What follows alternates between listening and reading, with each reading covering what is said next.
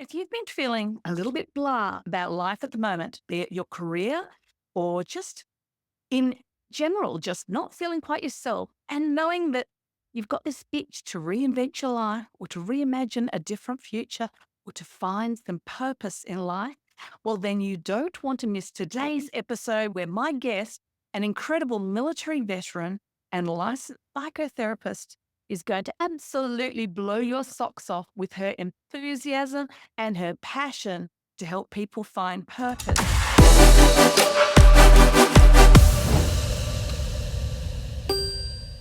Well, welcome back to another episode of the Rocking Midlife Podcast. I am so glad that you are joining us today because I have an amazing, stunning lady joining me all the way from Maryland. And I know that she is absolutely going to inspire you today. Malaysia Harrell, welcome to Rocking Midlife. Thank you. And thank you so much for having me, Kat. This is such an amazing honor. The honor is ours. And I want to say from the get go that Malaysia is an experienced vet. She's had 20 years, I think you were saying, in the military, including a number of deployments. So, from your allies down here in New Zealand, I want to say on the record, thank you for your service. Righto. So, let's dive on in. Now, there is so much to Malaysia's story. And so I'm going to let her tell you about herself. I'm just going to give you a really brief overview before we dive into the topic, which is reclaiming your purpose, how midlife can be a new beginning, which, if you've been following this podcast for any amount of time, you will know that that is my absolute passion too. So, in a nutshell, Malaysia is a spiritual transformation coach. She is a veteran, a keynote speaker, and an author who helps women find freedom and fulfillment.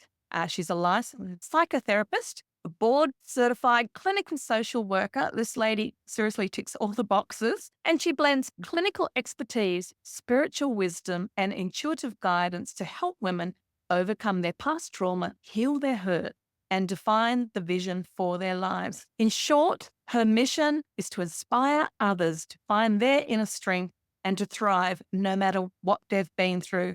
Malaysia, so good to have you here. Please tell us your story. Thank you so much, Kat. And yes, so my story and working with clients over the years, I will try to marry them both up. But like my clients and like myself, we've experienced a lot of childhood trauma and have grown up in a situation where we've had to overcome many challenges from a very young age, including, physical abuse, sexual abuse, emotional abuse, and also living in impoverished areas. So a lot of people have felt like their childhood was taken away from them and they needed to wear these masks and grow up and not allow themselves to flourish in their childhood and in their inner child. And so a lot of people have had to do things to basically take care of themselves. So Mm, they needed yes. status, they needed money, they needed to take themselves and pull themselves out of those environments. And sometimes they've ended up doing things because they were the person who was the martyr of the family or the leader of the family and was going to take the family on a different trajectory. And so they had all these things that were put on their shoulders, this weight that they bared all these years.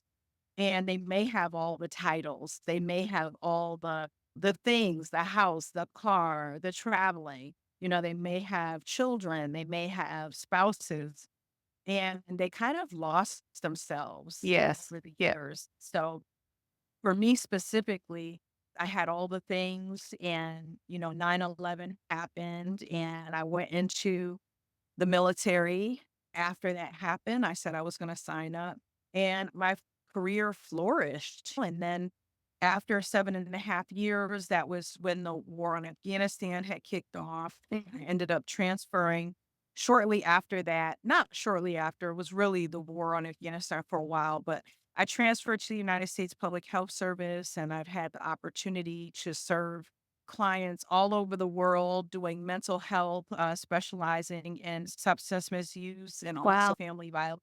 And, I was at the top of my game. I had worked for the Surgeon General of the United States under the President Obama Mm, administration. was the director of addictions medicine for Department of Defense, working all the high level initiatives Hmm. and doing great things. I had the titles, I had all the things. I got married in 2016 with my husband. He's a veteran as well, retired Army Yeah. Ranger Airborne. And so I was living the life of my dreams. And I thought it all came crashing down in 2020 when I had a near death experience after I came Wow. home from deployment at the height of COVID. And I ended up having a septic hip. They didn't believe me and they sent in the psychiatrist. And lo and behold, I advocated for myself like many of the women who I work with, the same thing. We take care of everyone else, no one Hmm. leaves us. And so they basically said, we were going to send you home. They sent in the psychiatrist. They said they couldn't find anything. And I just came back from deployment. And so I was like, what do I do? You ask for help. People say ask for help. And when you ask for help, people don't want to give it to you. And so guess what? I did what I did for my clients. I advocated for myself and they found the septic hip. I would have died in days, even if I Yes. stayed in the hospital. You would. And so when we talk about the midlife journey, sometimes we ask God and the divine for things and we don't know how we're going to get there. And sometimes a tornado needs to come through to rip through that thing to really catapult you into the life of your dreams. And so I've since retired. I had to retire earlier than anticipated at 20 years and 8 months. And now I am servicing clients who have experienced similar situations where something has happened, but maybe there's a calling on their life and they really don't know, they don't have clarity on what that is. And Hmm. so that's Yeah. what we do. We work together and create this community and a safe space for women who look like me and you, who have done all the things. Cause it's like when you, even in your group, you may say, like, I've always done this thing. And so people know you for this. And when you try to say, well, I want to now become a violinist, or I want to go to DJ school, or leave my CEO gig and I want to host retreats. People are looking at you like, what is going on? Oh, yes. And they Yes. need to feel secure Yes. with that person because that's the person that's gotten them through. So if I'm losing this individual, but now the person on our side of it is saying, no, I want to be who I am intrinsically, who I am deep down inside, who that little girl was. That is who I want to flourish. And so you're allowing yourself to be free and take yourself out of these chains of what society deems as success. So I'm just so excited to work with people and see the unfolding of it because not only am I helping people on the clinical or spiritual side, but I went through it myself. So I feel like I needed to go through that in Yeah. order to empathize with and really identify who I needed to service to, who I needed to hold space for. So I got a lot of clarity with that. Yeah. Wow. There's so much there, so much there. And thank you so much for sharing all of your story. Gosh, even down to the advocating for yourself in the hospital. I mean, that's something you and I didn't talk about, but I nearly lost my Mhm. husband a number of years ago with sepsis in his spine after a spinal surgery. And if we hadn't have advocated for him, he wouldn't be here today. In fact, they didn't expect him to survive. And that wasn't a one-off either. It took us a while in the process of having to stand up and advocate for ourselves. And that was our That's biggest right. lesson out of that whole experience was advocating for yourself. So to hear you say That's it, it's right. like, yes, know exactly what you mean there. So a lot of what you've got though through all of this is resilience, isn't it? You've built your resilience muscle basically with all of these things that have happened to you right from childhood through your military experience, through going through this health crisis and all of these things. And I'm sure that's one of the things that you're trying to help others build in themselves. Like, would that be the word that you use? Is that the key that you think is important to people being able to reinvent and find their purpose at midlife? Yes, and I think, and that's a great question that you asked because I feel like intrinsically we have resilience and people throw that word around, Yeah. kind of like a hashtag. And what I would offer is that, yes, we have to have resilience. Your resilience is automatically going to be tested. You are going to grow. However, It's really because when you think resilience, you think grit, you think Yeah. Yeah. grind, especially for people who are veterans, like, I gotta hustle, I gotta. But what about surrender Mm. and Yes. allowing things to flow? In my experience working with my clients, is that the real test is how you allow and how you surrender Yeah. to the world, to the universe, to God, because once you surrender, you realize I don't have to fuss. It doesn't have to be hard. Yes, you can get it. Yes, you can have everything that you've ever wanted. But what about getting it in a way of flow and in a way of ease? And I'm not saying everything's just easy, because in order for you to withstand everything that's coming for you, and you have to be ready for it, Mhm. right? I want to be a person not just of success, but someone who actually has substance, someone who is dignified and really offering value to people. Then that call, there's going to be a lot of people who's going to say something about it, right? You Mhm. can, oh, I'm giving myself to the world and I'm helping the world, but you're going to have people questioning you at every step of the way, questioning how you do it.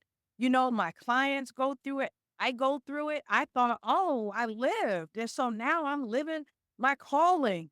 And so I'm like, I'm having an event for veteran women, a mobile spa. And I'm getting questioned on how I'm asking for money, who I'm asking to raise money. I'm like, well, nobody else is doing. Yeah. It's always the people who are not doing anything themselves who are going to question you the most and how you do it. Now, there's a difference between people who are giving you advice and who are advising you and supporting you. But again, when you have the unfolding and you have the allowing, you have to be ready for everything that comes forward through with that. But you're going to see how all those miracles kind of come together. And I have a show on Instagram every Thursday at 7 p.m. Eastern Standard Time called Tiny Miracles. And we talk just about that, how it Mhm. seems like you're not going to make it through, but you have those tiny miracles that are sprinkled out. So those tiny miracles, that's when you decide to surrender. I'm telling you, and they will come. I think that's a really key point that you're making about removing the hustle and quietening the heart and quietening the spirit. And it's interesting because Yes. another interview I did recently, they said something similar. So it must be a real like aha moment for some Mhm. amazing coaches. Like if you can get to that place of quiet where you actually start to hear what your voice is saying, what God's voice is saying, all of Yes. those things that you've suppressed. Yeah, it is different to just, like you said, being resilient and hustling and pushing and striving and all the things that we've basically had to do to get to this point in our lives. Yeah, you're right. It's a surrendering. Do you find though that some people Yes. struggle with that? I can imagine, particularly some military people who are so used to being, Mhm. getting up and disciplining yourself and doing your training every day and doing this and doing that, to actually have to learn to stop and surrender. Is that something that they have to learn as well? Oh, absolutely. And I can give you my story because, again, I did races all over the world. I was Yeah. bodybuilding, I was fit. And then when I had the septic hip, I mean, it just put me completely out, and to Mm. the point where my body went into shock for all the things that was done to it, the Yeah. antibiotics, 24/7, everything. My hair fell out and I ended up with an autoimmune disorder. And so I was thinking, no, I have to heal today. Yes. I can't live like this.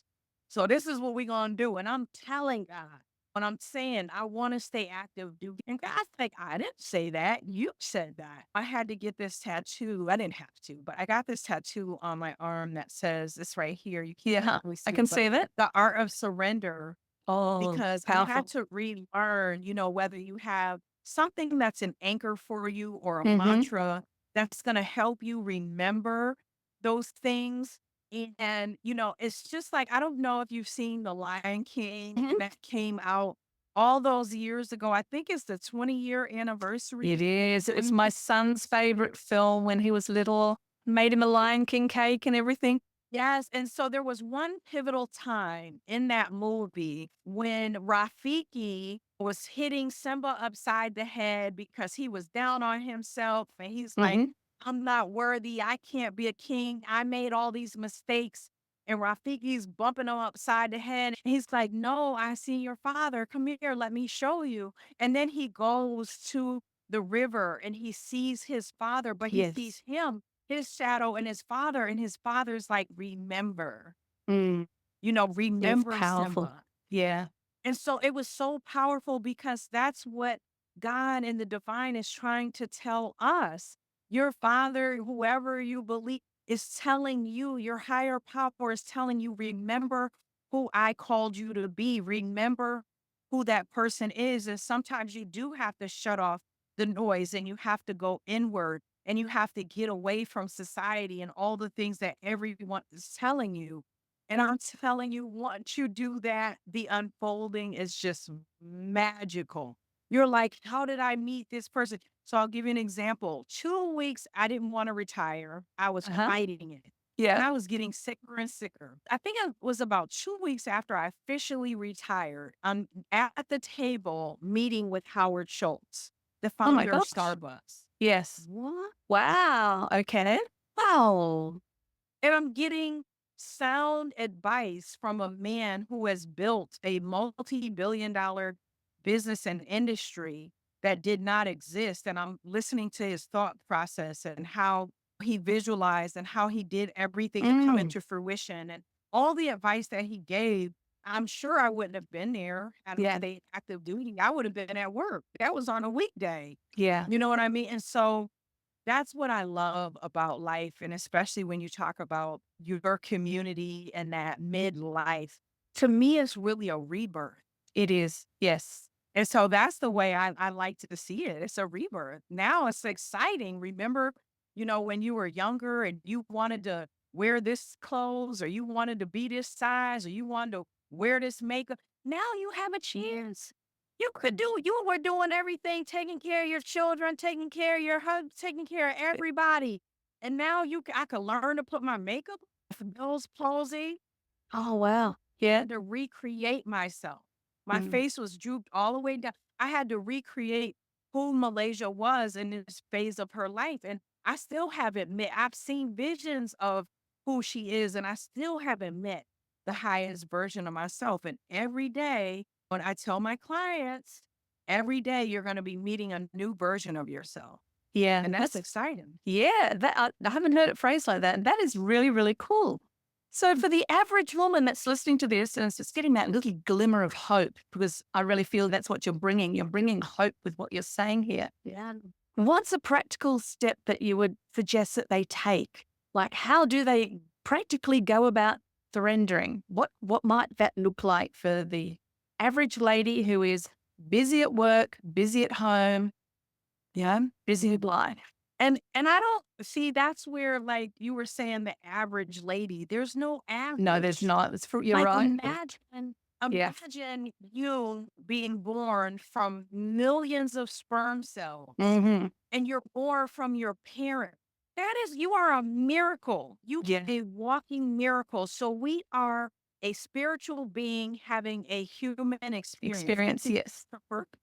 The reason why I bring it up is because that's the first part of it, is to Hmm. even understand that and have an awareness. And so once you have that, we are not the average. We are a walking miracle. Mm. And so walking miracle can do anything she wants to do. Oh, that's good. Anything. Yes. And Yes. so think about it, getting silent. Again, everybody's not going to have the same path, but what does it mean for you when you're truly focused on just hearing? Some of us haven't heard from God for a long time. I felt very disconnected especially when it was like, why is this happening to me? For me, how could you Mm. allow this to happen to me when I am a true servant?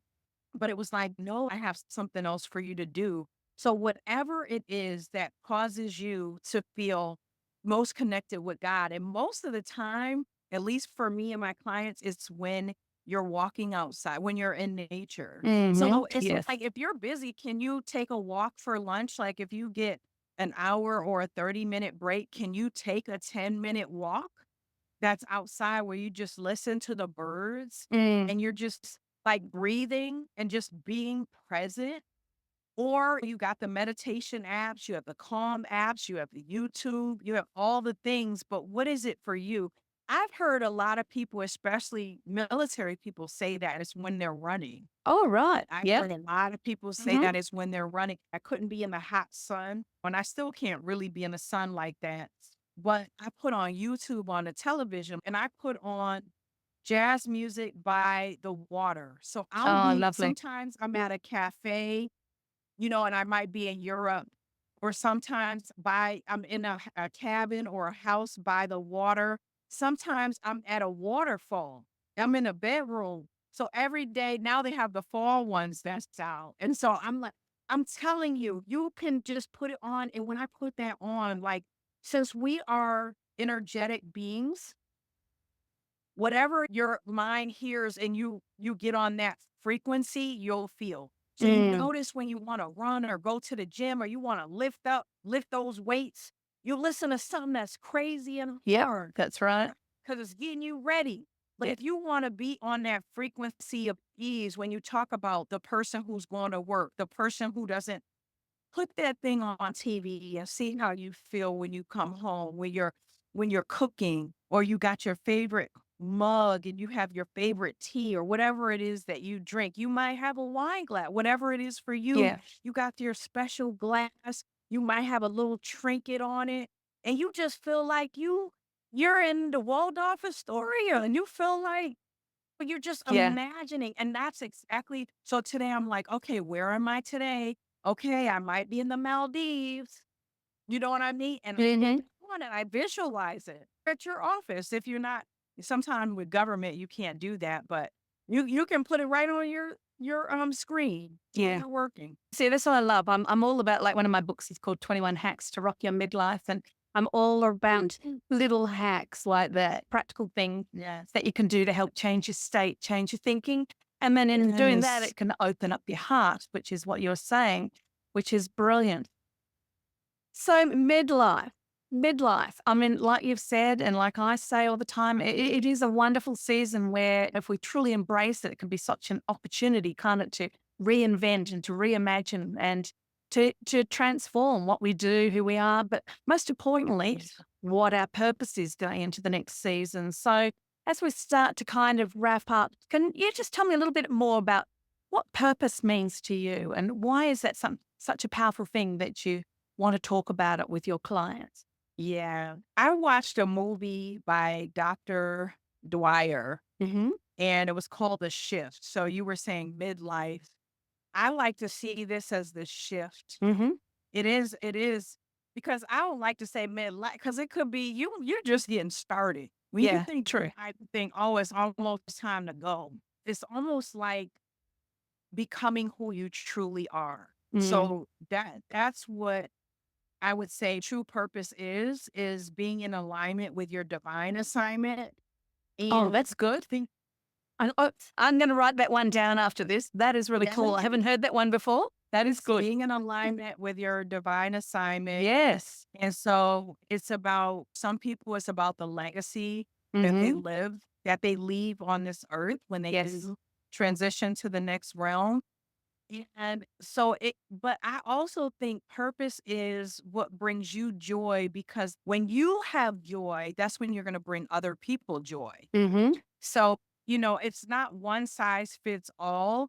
So it could be your legacy, it could be your divine assignment, but it's also what allows you to bring joy to other people. So it's like when you're in the spiritual realm of yourself and when you really dig deep and figure and get clarity on what your true purpose is, and sometimes our true purpose doesn't just appear magically. Some people go through a lot of trauma to get to their divine.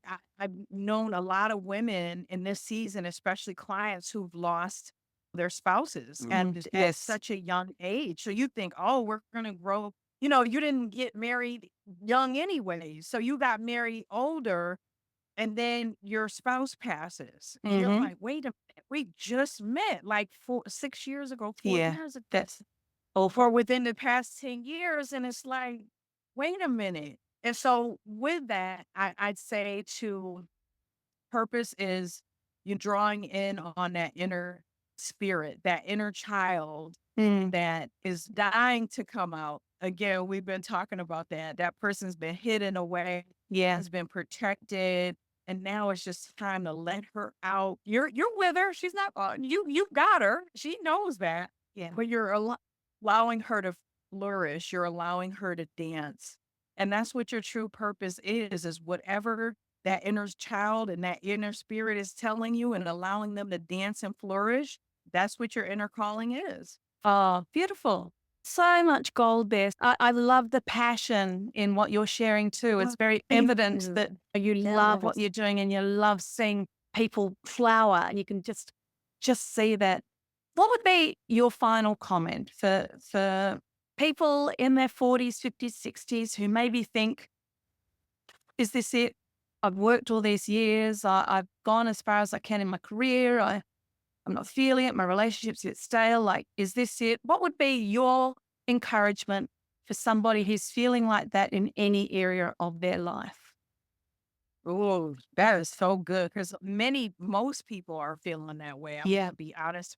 Not Mm-hmm. many people have the courage to live in their purpose. Yeah. What I would say is there is again, more on the spiritual realm, with this thing, because that's really what it is. But I do this exercise with my clients. There's a couple of them that I do, but one is called the perfect day. And I Mm-hmm. do this meditation where I guide them through their perfect day. So there are two pivotal times during the day, right when you wake up and right before bed. We call those the magic time Mm-hmm. of when you can visualize your life.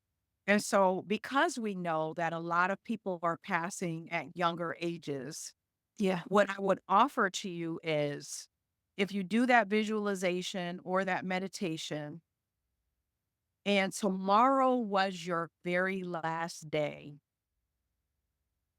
what would you have wanted to do? Wow. So, giving yourself permission to live your last day, live Mm-hmm. like it's your last day every day. And so, Yeah. what I mean by that, yes, it's not rainbows and flowers where we're all having tea at the Waldorf Astoria every day. That's not what I'm saying. What I'm saying is, a lot of times we're doing things that we absolutely hate, Yes. and it's drawing away from our spirit. So if you are a member of this Rotary Club, whatever it is, and you've overstayed your welcome, you've been there long enough, and it's just driving you nuts. If that was your last day, would you be doing that?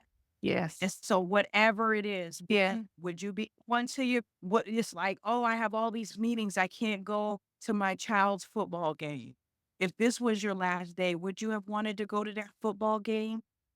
And so what I'm saying is you may not be able to go to every single one, but if it was your like, you would have said, oh, I would have wanted, you better make sure you're at 2 or 3 of them games Absolutely. out of 10. You know what I mean?